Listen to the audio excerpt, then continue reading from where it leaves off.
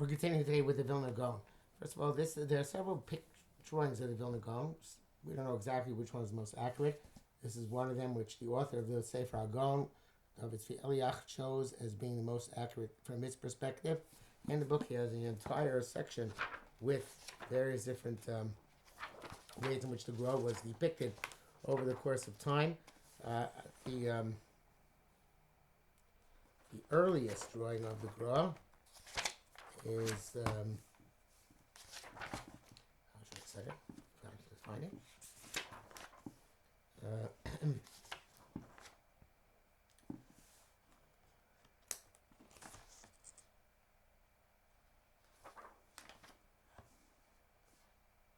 Is this one?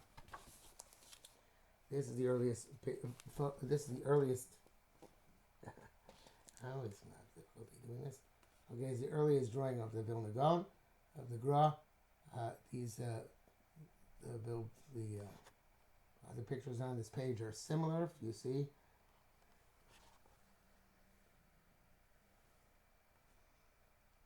So we think he's something that looks something like that. There are other variations here, but such as this one, these, which are also similar, but you get the idea. I'd like to talk today about specifically the different points which the Vilna Gaon and Hasidim differed, and this is something which we discussed basically in certainly broad terms, perhaps even with detail till now. But now we're going to put everything together in a list. The first issue, which the first issue, which the Vilna Gaon, which there was the against Hasidus, was the issue of Lo Sasu Agudos.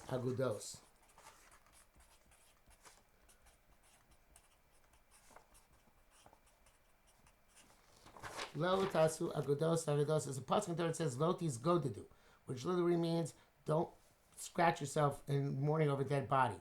But Chazal used that pasuk to teach us a principle called Lo Tasu Agudos. Do not make small groups of people try and be as united as possible. And the Hasidim were the first real group, movement in Am Yisrael to make many different groups. And many different groups which were often became at odds with each other over the years. So then there were Litvaks, Hungarian, there were very broad regions, but in Hasidus, there's the concept of the Hoif. The Hoif is also called a Chatzer in Hebrew. Hoif is the court, and the Chatzer means the courtyard in Hebrew. And the Hasidim to this day multiply and divide in like Parameshia. So you have Satmar 1, Satmar 2, Baba 45. Ger just subdivided. Vishnitz is divided into numerous sections, and so on and so forth. So, and each one with a little knach of difference from the other one. What's the difference? So that's the first issue. The second one was the issue was the issue of dveikus, which we've spoken about. That the dveikus and not dveikus, and also the quality of the dveikus. The dveikus in Chassidus means thinking about Kodesh Baruch Hu, connected to Kodesh Baruch Hu, and that it was the supreme value in Chassidus. And we said by Misnag, the supreme value is shleimus, perfection of self, perfection of character. But and not only that, in dveikus by Misnagdim means being davik b'midosav, clinging to the traits of a Kodesh Baruch Hu. Mahu rachum, afata rachum, just like he's merciful, you be merciful. Mahu chanun, afata chanun, just like he is kind, you be kind, and so on and so forth. In Hasidus, it was not so much the focus on the traits, but the focus on the connection of thought directly to Kodesh Baruch Hu, not emulating Hashem, which would be shleimus, v'alachta b'drachav, following his ways, but rather directing one's thoughts at Hashem and making that the focal focus of one's avodas Hashem in this world. The third one was the stress.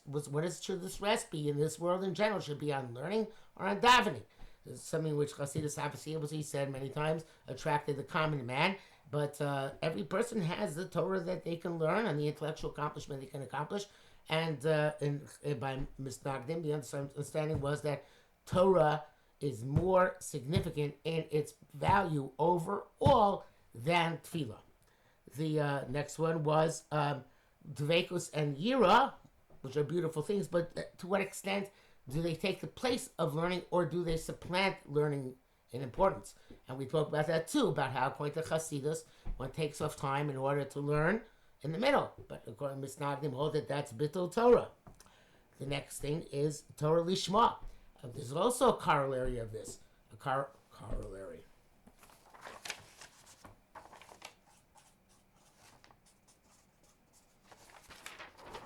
Corollary means something which is connected to. So like a principle which is connected to another principle, which is Torah Lishma, Torah for the right sake, as we say, Kloni Odei Shmechel Odei Torah Secha Lishma, shall learn Torah and know Hashem's name for the right purpose. So the according to Hasidus, it means for the purpose of Dveikus and Hashem. It's just that it doesn't work directly. Indirectly, you have to take off time in order to achieve Dveikus. But according to Misnagdim, it is to learn Torah for the purpose of learning Torah. There are many other possibilities of what Torah Lishma means, but this is the two major schools of thought that, according to Chassidim, it's for the purpose of accomplishing Dveikus in Hashem. According to Misnagdim, it's for the purpose of becoming a master of the Torah that one learns, immersing oneself in Torah at the time one is thinking of Torah without any ulterior thoughts. Kavod Torah was the next issue, the honor of Torah. In Hasidus today, the honor of learning until this very day, the honor of the Rosh Yeshiva and the Rabbanim is diminished, and the honor of the Rebbe, who is not necessarily the biggest Talmid Chacham in the community, not necessarily the biggest Baal Halacha community, is enhanced. And this is a very strange thing from Misnagdim's perspective. The pinnacle of the hierarchy of kavod, of respect, should be the great Talmid Chacham, not the Rebbe. Yet in Hasidus, the Rebbe is the one who's given the honor of precedence, and sometimes the only way he became Rebbe is because he is a child of a Rebbe or son-in-law of a Rebbe, and not necessarily because he's a great scholar in his own right.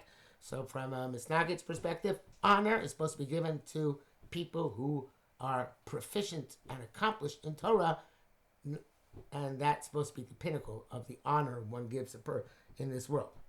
The next one is the Nusach HaTfilah. Before the Hasidim came along, everybody in Europe davened Nusach Ashkenaz.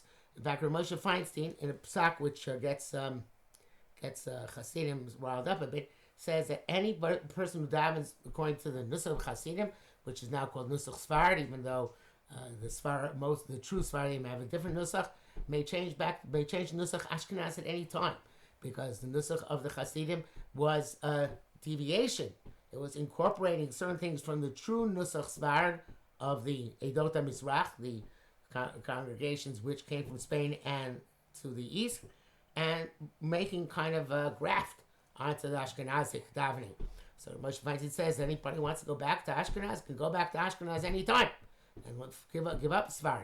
So they changed the Nusach HaTfilah on the basis of perception of Kabbalistic nuances and other issues. Therefore, it was considered to be a deviation and a point of contention. Also, this caused different minyanim to arise. In other words, Hasidim will not daven with Misnagdim if they can avoid it, and many Hasidim will not daven with each other because, again, it's caused, going back to the original issue, this divisiveness, this separation among the Jewish people. Then, in terms of davening itself, there was keeping it in the proper time, and not letting Dveikus take the place of the proper timing of mitzvos, and also the idea of Aveira Lishma. Now, Aveira Lishma means to do an Aveira for the sake of heaven. And very often, if you, for example, skip minyan, and you go to do a chesed for your parents or for your friend, or so, that's a little bit like an Aveira Lishma. Not really an Aveira, but you're not doing one mitzvah because you have another mitzvah instead. And the Hasidim were renowned for the specific, so to speak, Aveira Lishma, doing something wrong in order to do something right, of davening at times which were not the appropriate halachic times. And we spoke about this as well, the mashal with being in the palace opposed to outside the palace. So the Misnagdim held, you can't, halacha takes precedence over kavana, over dveikus. The shleimus of a person is keeping halacha, and therefore you can't miss zman tefillah, and certainly not zman kriya shema, which is the raisa, in order to go to the mikveh, which Chassidim did every morning, or in order to achieve what you think to be more dveikus by mustering your kavana for longer, especially if you're not doing it, but you're only mimicking some rebbe who does that. So that was a major difference of opinion.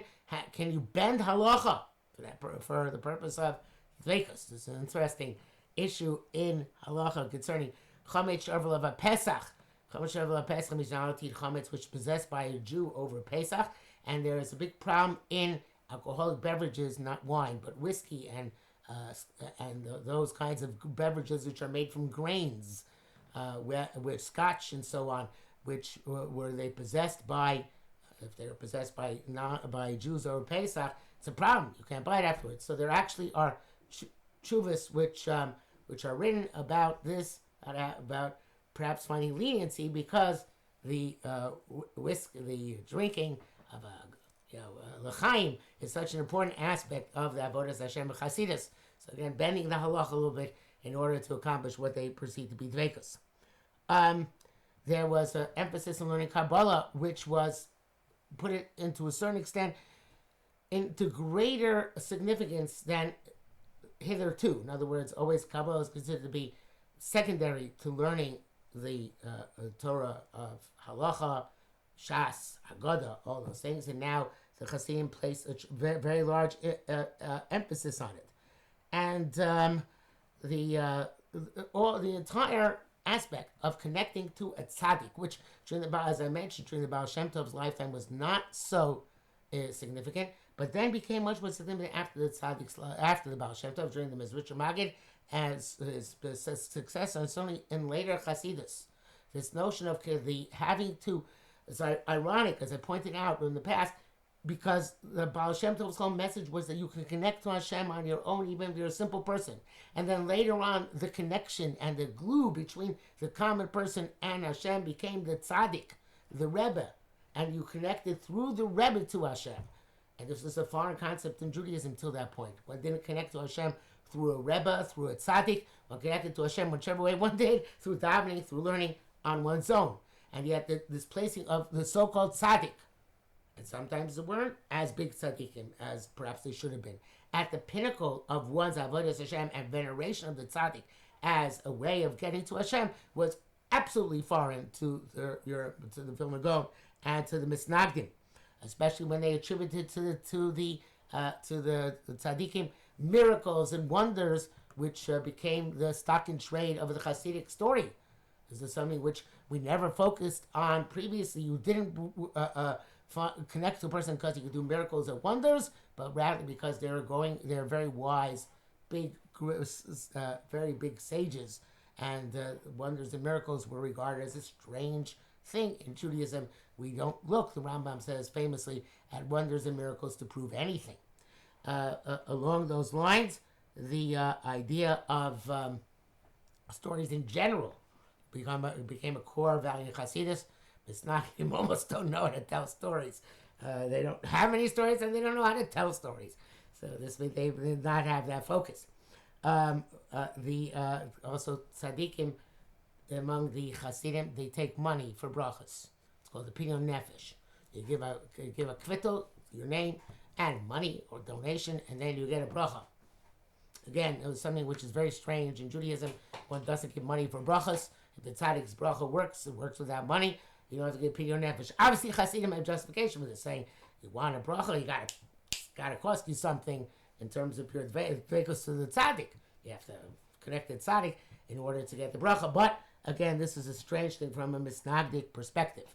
There are other details, obviously, but these in broad terms were the main issues which existed between the Chassidim and Misnagdim. Some of them still exist to this day. Some of them do not. Obviously, there isn't the same type of animosity or difference which there was once in the past, and people get along much better now than they did in the 1700s.